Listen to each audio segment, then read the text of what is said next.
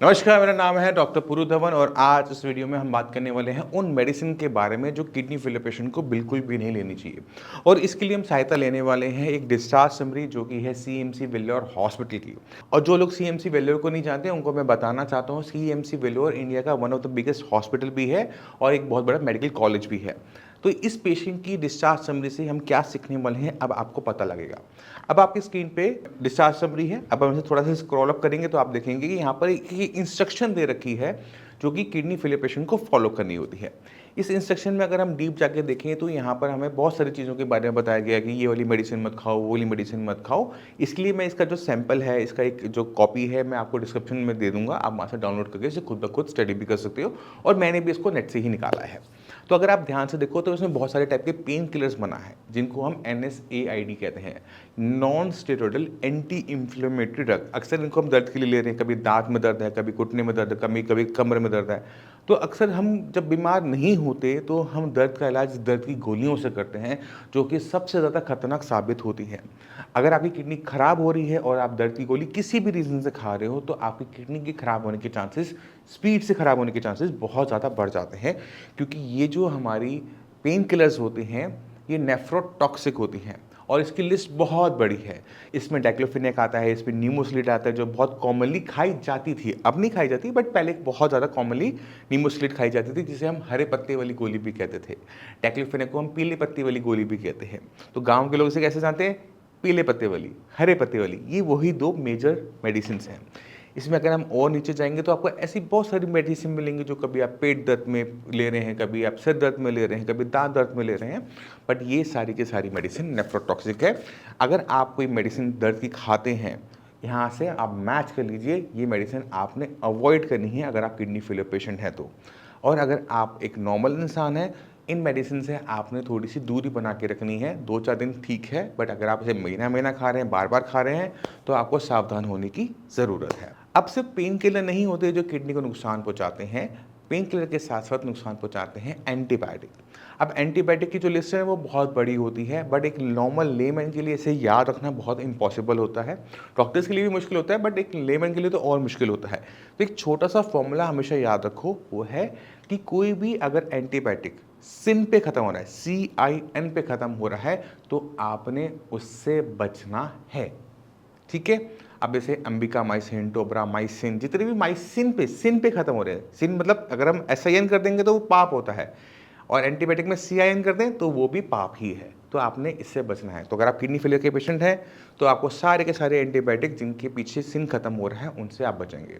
दूसरा ध्यान आपने क्या रखना है कि जब भी हमें कोई परेशानी हो रही है, मान लो फीवर है, दर्द है, पस पड़ गई कहीं पे, कुछ भी हो रहा है जहाँ पर हमें एंटीबायोटिक खाने की ज़रूरत है, तो आपने केमिस्ट पे जाकर अपने आप एंटीबायोटिक लेके नहीं खानी। उसको आपने ये नहीं सोचना कि मैंने केमिस्ट को बोल दिया था कि मुझे किडनी की दिक्कत है, उसने मुझे जो दवाई दी मैंने वो खा ली, मेरी क्या गलती है? आपकी ही गलती है।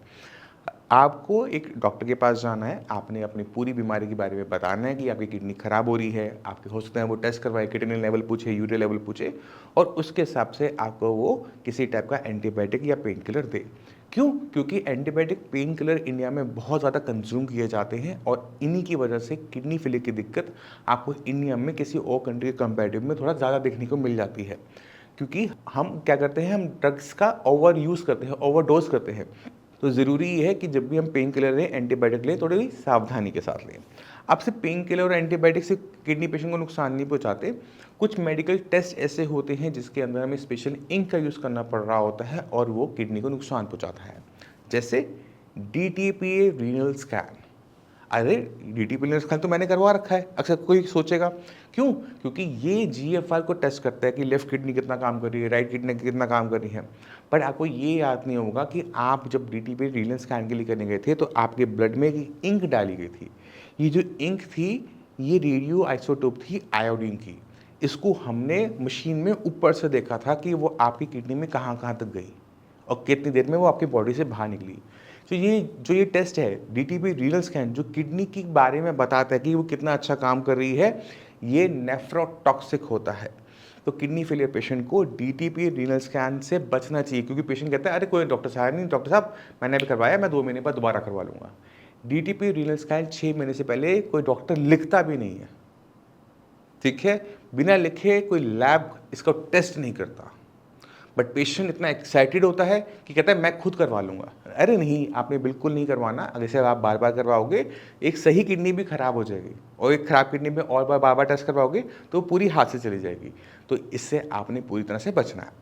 अब कुछ और टेस्ट ऐसे और हैं जिनकी वजह से किडनी को नुकसान होता है। जैसे मान लो कि हमने एंजियोप्लास्टी, एंजियोग्राफी करवा रहे हैं, स्टंट डालना पड़ रहा है, किसी भी कारण से क्लॉट हो गया था।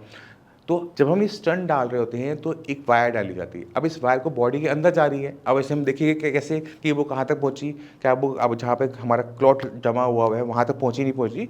तो इसके लिए हम क्या करते हैं, ब्लड में फिर दोबारा से एक इंक डालते हैं जिसको हम मशीन से ऊपर से देख रहे होते हैं कि हमारा वायर, गाइडेड वायर कहाँ तक पहुँच गई। तो इस प्रोसेस के अंदर भी किडनी को डैमेज होता है। तो बहुत सारे ऐसे प्रोसीजर हैं जो हमें लगता है कि नुकसान नहीं पहुंचाते हैं, बट वो नुकसान पहुंचा देते हैं एक किडनी फेलियर पेशेंट को। इसी वजह से किडनी फेलियर पेशेंट के लिए खाना, उठना, बैठना बहुत कुछ बदल जाता है। तो जो टेस्ट आपने नहीं करवाने या जिनको करवाने से आपने बचना है वो आपकी लिस्ट पे है, आपकी स्क्रीन पर है। अब एक और मेडिसिन होती है जिसको हम बहुत कॉमनली खा रहे होते हैं, वो है गैस की गोली। अब लोग, कुछ लेडीज़ होती हैं घर में, उठती हैं, सुबह उठती हैं, ये गैस की गोली खाएंगी, फिर काम करना शुरू करेंगी। अगर वो नहीं खाएंगी तो उनके सिर में दर्द होना शुरू हो जाएगा, उनके पेट में दर्द होना शुरू हो जाएगा। और ये उनकी हैबिट होती है कि रोज़ सुबह खाली पेट एक गैस की गोली खानी है। बट आप सभी को ये नहीं पता होगा कि वो गैस की गोली कुछ सालों के बाद आपकी किडनी को ख़राब कर सकती है। तो जितने भी किडनी फेलियर पेशेंट हैं उन्हें गैस की गोलियों से बचना चाहिए। जो नॉर्मल इंसान है उनको भी गैस की गोलियों से बचना चाहिए।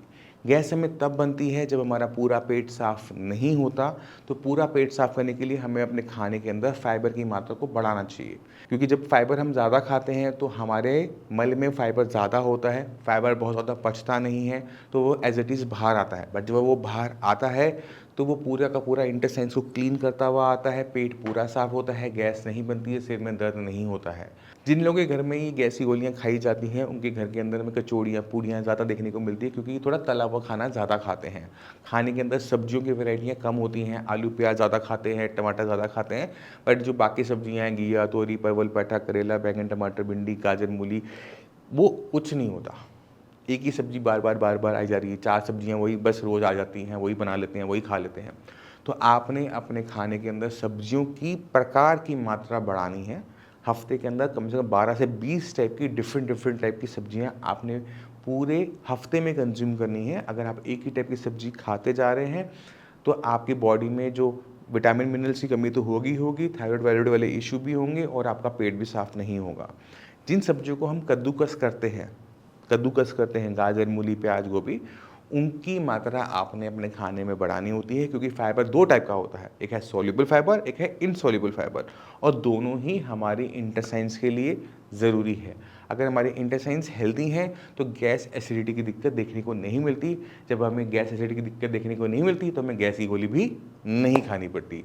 एक और बहुत इंपॉर्टेंट चीज़ होती है जिसका हमें ध्यान रखना चाहिए, वो है चाय। नॉर्मल इंसान क्या करता है, खाना खाया उसके बाद थोड़ी सी सुस्ती आ रही, चाय पी ली। खाने के जस्ट बाद जो चाय पीता है उसे गैस एसिडिटी की दिक्कत बनी रह जाती है।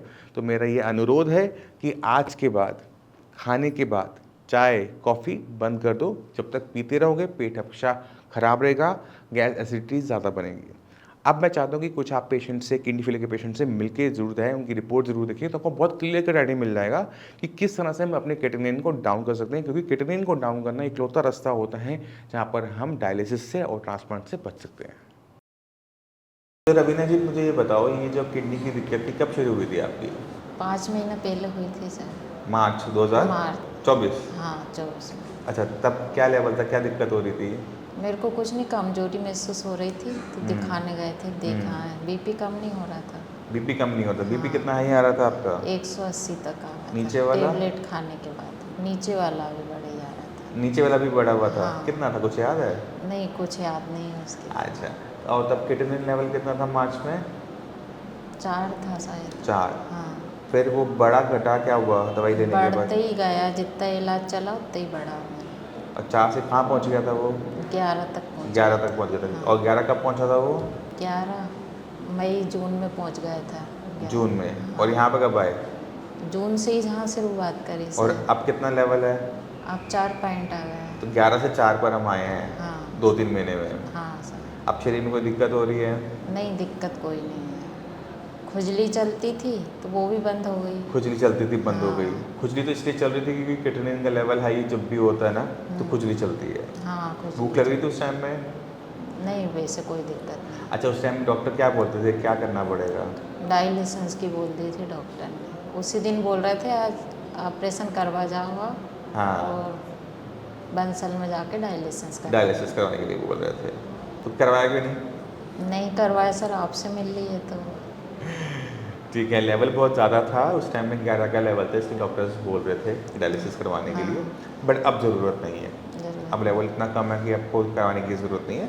बट आपको बीपी भी ध्यान रखने की अभी भी ज़रूरत है, क्योंकि है किडनी आपका बीपी से ख़राब हुआ है, सिकुड़ गया है थोड़ा सा, तो हाँ। अब हमने उसको थोड़ा सा काम उसका अच्छा कर दिया है, हाँ। तो लेवल तो डाउन है, बट अभी बीपी का ध्यान आपको अभी भी रखना पड़ेगा। ठीक है अगर सर। बीपी बढ़ता है तो किडनी पे जोर जाएगा, किडनी पे जोर जाएगा तो मतलब क्रिएटिनिन दोबारा से बढ़ेगा। सर ब्लड कम है उसके लिए। ब्लड का आपका अभी जो चल रहा है वो चल रहा है 7.3 चल रहा है आपका, तो आपको मैंने इस बार एक टैबलेट दी है, उससे आपको ना ब्लड बनना शुरू हो जाएगा। तो इंजेक्शन आपका चल रहा हाँ है सर, ना, हाँ उसके साथ एक टैबलेट वो लगा दिया है, ठीक है सर। आपका सेट हो जाएगा।